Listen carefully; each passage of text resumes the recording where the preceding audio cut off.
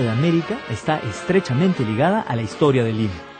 Su fundación se autorizó a los pocos años de fundada la ciudad de los Reyes, el 12 de mayo de 1551. El Cabildo de Lima, queriendo darle a la ciudad el prestigio que merecía, le encargó al fraile dominico Tomás de San Martín y a Jerónimo de Aliaga gestionar ante el rey Carlos V el permiso para fundar una universidad. Los enviados del Cabildo tuvieron éxito y, autorizados por una real cédula, fundaron la primera universidad del continente.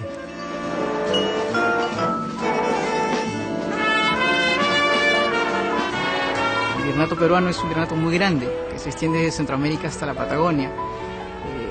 Eso hace que una ciudad capital como Lima, ¿no?, complete su labor central y tenga una universidad. Agregado a eso, que hay pobladores que van adquiriendo mucha riqueza, van comprando títulos de nobleza, entonces es necesario crear todo un aparato para la función pública, sobre todo. Por ello es que en el año de 1550 los mismos pobladores de Lima son los que van a convocar a un cabildo, y en ello se va a nombrar un procurador, que es precisamente Fray Tomás de San Martín y Jerónimo de Aliaga, ¿no? Dos vecinos notables, uno religioso y el otro civil. Ellos van a viajar a España y van a pedir este beneficio para la ciudad. A su regreso de España, Fray Tomás de San Martín logró que su congregación le cediera un espacio en el convento del Rosario, conocido hoy como Santo Domingo, para el funcionamiento de la nueva casa de estudios que a partir de ese momento se le conoció como el Estudio del Rosario. Conforme pasaron los años, el entusiasmo por la universidad decayó, al punto que para 1565 estaba al borde de la quiebra, hasta que en 1571 un grupo de criollos, con el apoyo del virrey Toledo, le arrebató la universidad a los dominicos y eligió como primer rector laico a Pedro Fernández de Valenzuela. Para borrar todo rastro de la administración dominica, el virrey decidió cambiar de nombre a la que entonces era conocida como la Universidad de Lima. Pusieron 4 papelitos con los nombres de los evangelistas en una urna: Mateo, Marcos, Lucas, Juan. Un niño metió su pequeña mano en la urna, revolvió bien los papelitos y extrajo, así al azar, el nombre de la Universidad Nacional Mayor de San Marcos.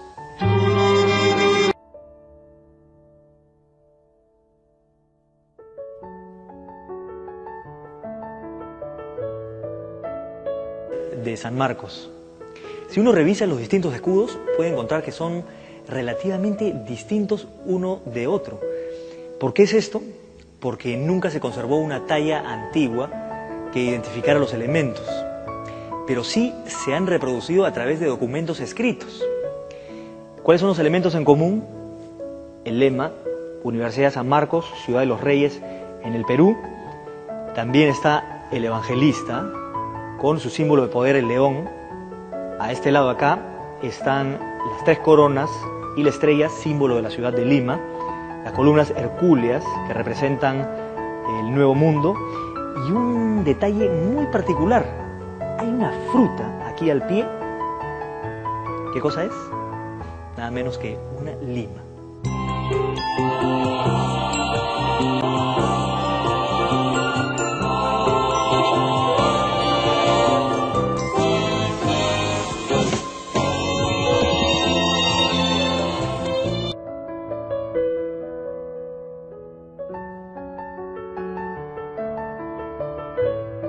Durante casi todo el periodo colonial funcionó una escuela de medicina en San Marcos, aunque con muy pocos fondos y sin que las autoridades universitarias le dieran la debida importancia, hasta que en 1811 Hipólito Unanue le solicitó al virrey Fernando de Abascal la creación de una escuela de medicina con alguna autonomía administrativa.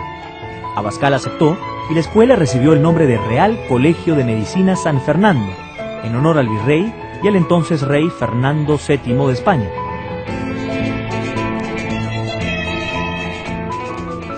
Primero antaño fue un tipo de consideración social, pero con el transcurso del tiempo Unanue lo levantó, la dignificó. En cambio, tuvo que dignificar Unanue al cirujano, al elevarlo de nivel, que estaba en un nivel bajo. Él lo eleva al crear el Colegio de Medicina y Cirugía, lo equipara, que antes estaba en un nivel muy inferior. Él lo equipara al crear el Colegio de Medicina y Cirugía. En el primer siglo de vida republicana, la Universidad de San Marcos también cumplió un rol social importante, pero no predominante como durante la colonia. La universidad cedió su local al Congreso de la República, el que esperó casi 2 siglos para pagar la simbólica suma de 1 sol por la transferencia.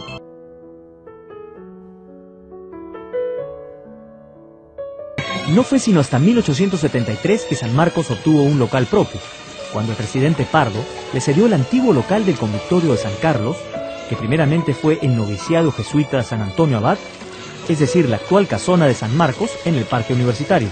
Desafortunadamente, durante la ocupación chilena de Lima, el local de la universidad sirvió de cuartel a las fuerzas de ocupación.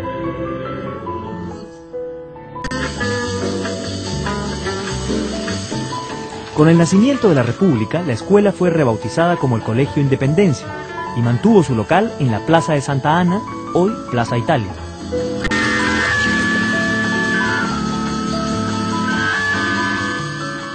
El colegio va a ser edificado por un personaje muy conocido por todos nosotros, que es Matías Maestro, ¿no? Matías Maestro va a establecer los planos del colegio, que va a tener un gran anfiteatro. A comienzos del siglo XIX ya tenemos un anfiteatro anatómico en el cual se está practicando con cadáveres, ¿no? Esta práctica de cadáveres es algo muy moderno, ¿no? Los médicos no se atrevían antiguamente a hacerlo. Muchos mencionan que cuando los médicos recién comienzan a abrir los cadáveres, comienzan a revisar el cuerpo humano, la medicina se hace ciencia, ¿no? Ya comienza a ser científica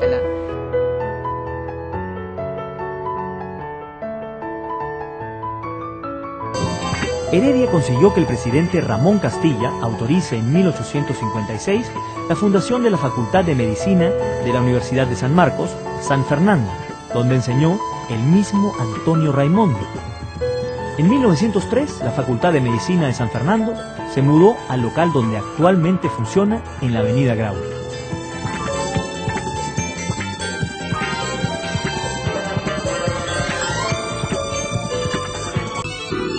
Hacia fines del siglo XIX e inicios del XX, San Marcos recuperó su prestigio intelectual y su capacidad para cohesionar a la élite del país. Como señala el historiador Manuel Burga, en ese tiempo los varones de la clase alta concurrieron a sus claustros para estudiar Derecho, Humanidades y Medicina.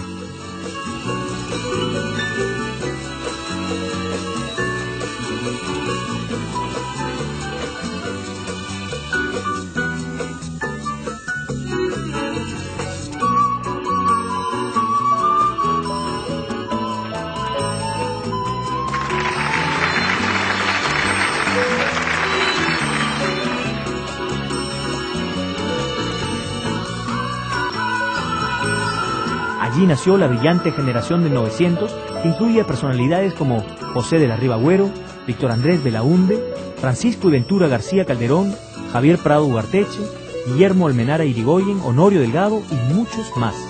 Aunque no debemos olvidar a otros de origen humilde, como es el caso de Julio C. Tello, el llamado padre de la arqueología peruana.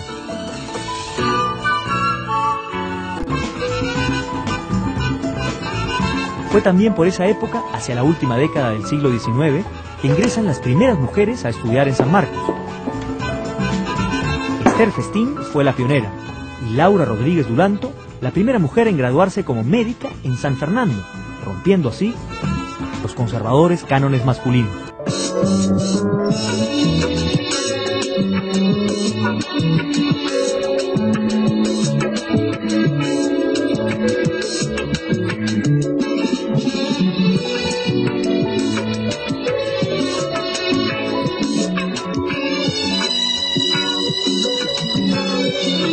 Comenzados los años 20, San Marcos empieza a recibir más alumnos de las clases medias limeñas y del interior del país. Una consecuencia de esa inyección de espíritus nuevos es la mayor participación de los estudiantes en la vida política del país y en la exigencia de un dictado de clases más ligado a la realidad que entonces se vivía. Es en esta época que Luis Alberto Sánchez, uno de los personajes más importantes de la vida política y académica del Perú en el siglo pasado, ingresa a la Facultad de Letras y participa de la reforma universitaria.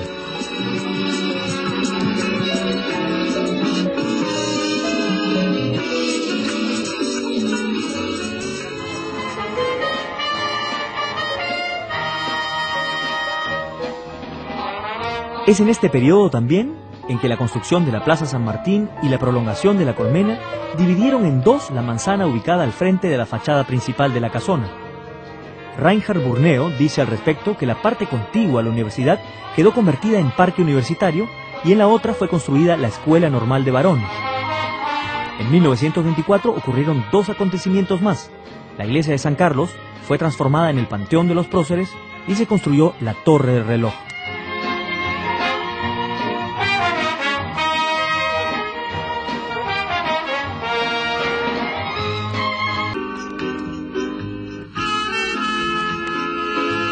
Para los años 40, además de los cambios en el espacio académico, algunas mujeres se encargaron de cambiar también la imagen predominantemente masculina de San Marcos. Entre ellas destacan Rebeca Carrión Cachot, la primera arqueóloga peruana y discípula predilecta de Tello, quien fue la primera en utilizar la técnica del carbono 14, y Ela Dunbar Temple, la primera historiadora profesional en la Academia Nacional de Historia. Ambas fueron también catedráticas de San Marcos. Para mediados del siglo XX, San Marcos continuó siendo generadora de figuras que han trascendido nuestra historia y nuestras fronteras. El gran incremento de estudiantes hacia fines de la década del 40 colmó la capacidad de la casona de San Marcos, motivo por el que se construyeron aulas y otros recintos de manera desorganizada, poniendo en riesgo la estructura colonial del recinto. Al cumplir 400 años, la universidad compró la hacienda Aramburú en Chacrarríos. En los años 46, 47, el rector de ese momento, que fue Sánchez, Luis Alberto Sánchez, canjeó un terreno que tenía la universidad, donde está ahora el Hospital del Seguro Social, en la avenida Salaberry, por este terreno. Y eso, que parecía una locura, era algo, digamos, muy bueno para el porvenir.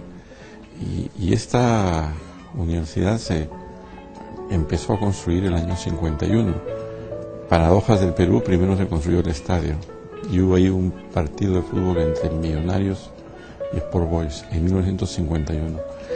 Bueno, pero todo empezaba lentamente y las dos primeras facultades que se pasaron acá fueron la Facultad de Ciencias y la Facultad de Letras. Sánchez dio su primera clase acá en mayo del año 62, pero la universidad se trasladó al año 63. Crece a raíz de los terremotos. San Marcos se mudó a esta ciudadela a raíz de uno. Es tan grande San Marcos que necesita de un bus para trasladar a sus alumnos de una facultad a otra.